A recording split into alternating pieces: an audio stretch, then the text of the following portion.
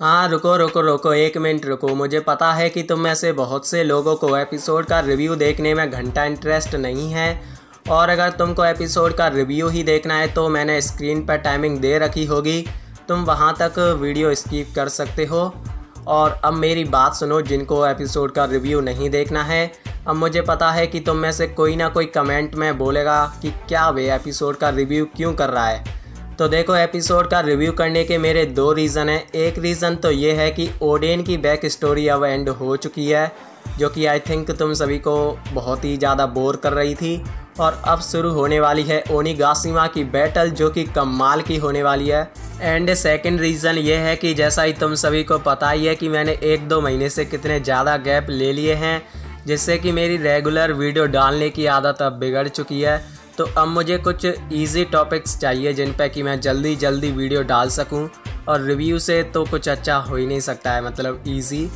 तो अब इसका मतलब ये बिल्कुल भी नहीं है कि मैं थ्योरी वगैरह नहीं डालूँगा, अगली वीडियो रिव्यू नहीं होगी। तो आई होप यार तुम समझ पा रहे होंगे। So let's begin. तो जैसा ही तुमने लास्ट के कुछ एपिसोड्स में देखा था कि कैसे ओडेन और तोकी को मार दिया जाता है, लेकिन तोकी करती क्या है कि वो मरने से पहले जो अकाज़ाया 9 के मेंबर होते हैं वो उन्हें फ्यूचर में 20 साल आगे भेज देती है, जिससे कि वो वानों को ओपन कर सकें, और यहीं पे एंड हो जाती है बैक स्टोरी। अब इसके बाद हमें दिखाया जाता है प्रेजेंट टाइम से कुछ दिनों पहले का सीन, जहाँ पे जो ओरोची होता है, जो उसका जासूस होता है, वो उसे लेटर भेजता है जिसमें कि ये लिखा होता है कि अकाज़ाया 9 के मेंबर फ्यूचर में आ चुके हैं। जिसके बाद ओरोची अपने जो जासूस होता है उसकी थोड़ी इन्फॉर्मेशन सी देता है काइडो को। वो बताता है कि ये काफ़ी ज़्यादा लॉयल है, इसके जो पेरेंट्स थे उन्हें मार दिया गया था। जिसके बाद ओरोची इसे अपनी साइड कर लेता है, और ओरोची इसे एक डेविल फ्रूट भी देता है। अब इसका थोपड़ा तो दिखाया नहीं जाता है, पर ये कौन होने वाला है इसका पता तुमको आज के एपिसोड में लग जाएगा। अब इसके बाद हमें दिखाया जाता है प्रेजेंट टाइम का तोकागे पोर्ट, जहाँ पे होते हैं अकाज़ाया 9 के मेंबर।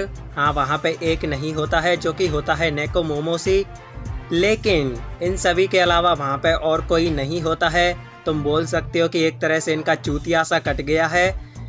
वो जिसके बाद किनेमॉन इमोशनल होके सभी से कांटेक्ट करने की कोशिश करता है। वो बोलता है कि कोई तो जवाब दो, लो लूफी, मतलब थोड़ा तो जवाब दे दो यार, शर्म करो यार। पर कोई भी उसे घंटा जवाब नहीं दे रहा होता है, और इमोशनल सीन सा होता जा रहा होता है। मतलब वो ऐसा दिखाना चाहते हैं कि तुम इमोशनल हो, पर हम तो होते नहीं हैं, पता नहीं क्यों। तुमको होना है तो हो जाओ। जिसके बाद असुरा डोजी किनेमॉन से बोलता है कि अपने आप को संभालो, समुद्र को देखो, क्या तुम्हें लगता है कि भगवान भी हमारे साथ है। अब इसके बाद किनेमॉन सोचता है कि कैसे स्ट्रॉ हैट्स ने इनकी कितनी ज़्यादा मदद की थी। जिसके बाद ये फैसला लेते हैं कि ये इसी पोर्ट पे मिलेंगे, पर यहाँ पे अभी तो कोई नहीं है। जिसके बाद जो किनेमॉन और ये सभी होते हैं, ये डिसाइड करते हैं कि जो ये छोटी सी बोट है, ये इसी पे बैठ के ओनिगाशिमा में जाएंगे। और मोमोनेसुके बोलता है कि इस पे जाना एक सुसाइड करने के जैसा होगा, पर ये मत समझो कि मोमोनेसुके भी जा रहा है। वो शिनोबी के साथ, शिनोबी नहीं यार, शिनोबू के साथ यहीं पे रहता है। जिसके बाद किनेमॉन बोलता है कि अगर हम अभी नहीं गए तो हमें 1 और साल वेट करना पड़ेगा, जब तक काइडो हमें खोज के मार डालेगा, जब तक हम छुपके नहीं रह पाएंगे। और जिसके बाद ये बेशर्मों की तरह बोट पर बैठ जाते हैं सभी, पर मोमोनेसुके अब भी इन सभी को रोक रहा होता है। पर किनेमॉन हीरोपंती दे के बोलता है कि अब हम हार नहीं मान सकते हैं, और हम काफ़ी कम लोग हैं, तो हम ओनिगाशिमा में आसानी से घुस के काइडो की गर्दन में तलवार घुसेड़ देंगे और किसी को पता भी नहीं चलेगा। इसके बाद कीकू बोलती है कि कुछ तो गलत है, क्योंकि हमारा जो प्लान है वो फिर से लीक हो गया, जैसे कि तब हुआ था। तब ओडेन काइडो पर अटैक करने जा रहा था, क्योंकि वो पहले से ही ओडेन से लड़ने के लिए प्रिपेयर्ड हो गए थे। इसका मतलब ये था कि काइडो को पहले से ही पता चल गया था कि ओडेन उस पर अटैक करने आ रहा है। और काइडो उनसे बोलता है कि लगता है तुम्हारे कैस्टल में कोई ना कोई जासूस है। जिसके बाद कांजूरो बोलता है कि मुझे लगता है कि हम सभी ही ऐसा सोचते हैं कि हमारे बीच में से ही कोई ओरोची का जासूस है। जिसके बाद किनेमॉन बोलता है कि सच कहूँ तो मैं इस बारे में अभी बात नहीं करना चाहता कि हम में से ही कोई ओरोची का जासूस है। जिसके बाद कीकू उसकी कॉलर पकड़ के बोलती है कि तुम किनेमॉन की तरह नहीं हो, हमें उस जासूस को मार के आगे बढ़ना पड़ेगा, वरना हमारे आगे बढ़ने का कोई भी फ़ायदा नहीं है। असूरा बोलता है कि मेरे मन में कई बार आया कि हमारे बीच में कोई जासूस है, पर मैंने वो नज़रअंदाज कर दिया, जिसका नुकसान अब हमें झेलना पड़ रहा है। मैं तो बस यही कहना चाहूँगा कि काहे तूने क्यों नहीं बताया सभी को, अगर तुझे ऐसा लगा था। अब इसके बाद कावामात्सु बोलता है कि हमें एक दूसरे से नहीं लड़ना चाहिए, लेकिन कीकू बोलती है कि अगर हमने उसे ज़िंदा जाने दिया तो हमारे जीतने के चांसेस पहले ही ख़त्म हो जाएंगे, हमें उसे मारना ही पड़ेगा। जिसके बाद हमारा सबसे लॉयल अकाज़ाया 9 मेंबर और सबसे प्यारा अकाज़ाया 9 मेंबर कांजीरो बोलता है कि मैं कीकू से सहमत हूँ। अब इसके बाद किनेमॉन बोलता है कि हम सभी ने एक ही पॉट में खाना खाया और एक ही साथ मेहनत की, पर फिर भी हम में से कोई एक जासूस है।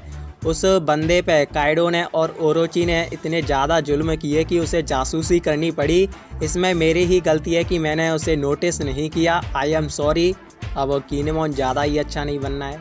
इसके बाद कीकू बोलती है कि अगर ये पर्सन नहीं होता तो ओडेन-सामा हमारे बीच में होते, और कांजूरो रोते हुए बोलता है कि मैं समझ पा रहा हूँ कि कीकू कैसा फील कर रही है। इसके बाद कांजूरो किनेमॉन से बोलता है कि चलो अब सब कुछ क्लियर किया जाए, और जो मांगा रीडर नहीं है, जिनके पास बिल्कुल भी स्पॉइलर नहीं है, वो संभाल के बैठो।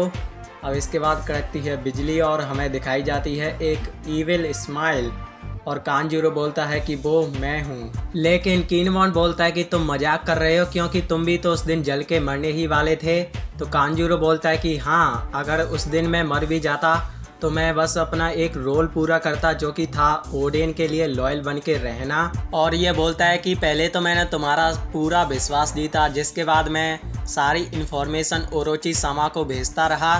और कीकू बोलती है कि तुमने ऐसा क्यों किया, तो ये वही रंडापा वापस से सुना देता है कि कैसे इसके माता पिता को इसके सामने ही मार दिया जाता है, जिसके बाद ओरोची इसे सहारा दे देता है, तो ये उसके लिए कुत्ते की तरह लॉयल हो जाता है। और जो इसका नेम है कांजूरो, वो तो इसके लिए सिर्फ एक रोल की तरह है।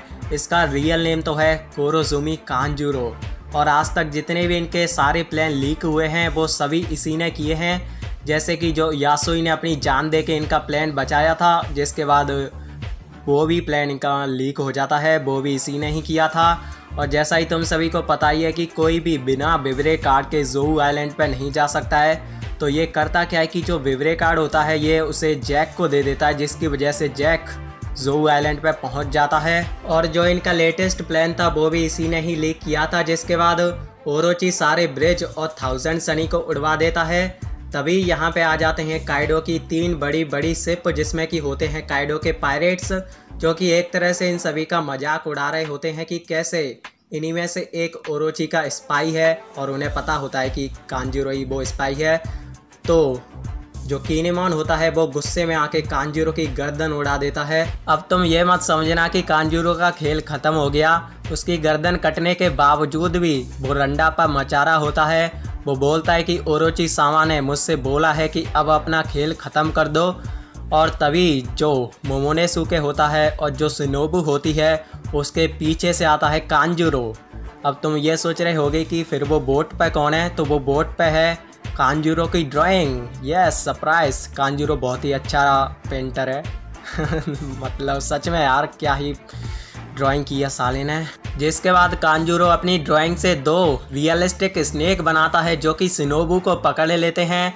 और जिसके बाद कांजूरो पकड़ लेता है मोमोनेसुके को, जिसके बाद मोमोनेसुके चिल्लाता है किनेमॉन। जिसके बाद इन सभी को पता चलता है कि जिसकी इन्होंने गर्दन काटी है वो तो इसकी ड्राइंग है, और इनकी वही हालत ख़राब हो जाती है कि कांजूरो ने इतनी अच्छी ड्राइंग बनाई है सच में। अब जो काइडो की शिप होती हैं वो इस बोट पर तोप चलाना शुरू कर देती हैं, और ये इनकी हालत ख़राब कर देती हैं। और जो कांजूरो होता है वो मोमोनेसुके को ओनिगाशिमा में ले जाने की फिराक में होता है, और तभी एक तोप जाके लगती है काइडो की शिप पे, और वो तोप चलाई होती है 1000 सनी ने। और फाइनली यार अपने पायरेट्स आ चुके हैं, और जो जोरो होता है और जो लूफी होता है वो अब भी सो ही रहे होते हैं, पर नामी इन दोनों को जगाती है। और जो ये अकाज़ाया 9 के मेंबर्स की बोट होती है, इसके नीचे से निकलती है एक सबमरीन, और जो इनकी बोट होती है वो उसी पर सवार हो जाती है। और जो सबमरीन होती है वो होती है लॉकी। तभी जो काइडो की शिप होती हैं उन पर और भी ज़्यादा तोपें चलती हैं, जो कि होती हैं किड की शिप से आई होती है, मतलब और फाइनली अपने तीनों हीरोस आ चुके हैं, यानी कि लूफी, लॉ एंड किड।